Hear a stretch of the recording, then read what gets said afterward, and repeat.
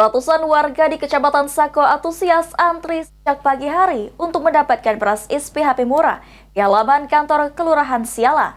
Dalam kegiatan ini, beras SPHP murah yang disiapkan sebanyak 2 ton ludes terjual dalam waktu sekitar 1 jam saja.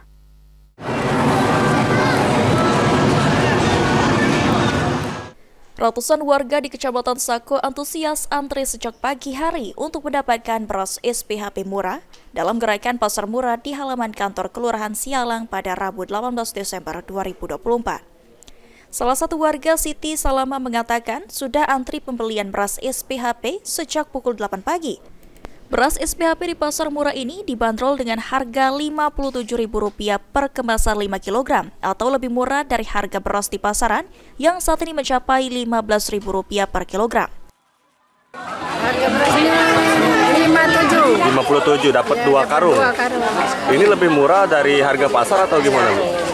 Lebih murah dari harga pasar. Harga pasar. Kalau sekarang per kilonya di pasar berapa sih, Bu? 15.000. 15.000. Ini untuk 5 kilo ya? Ya.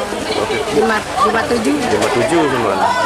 Ya, selain beras apa lagi, Bu, yang Ibu pengen beli di Indo minyak agak murah lah, lebih murah 1.000 lah dari pasar. dari pasar di sini?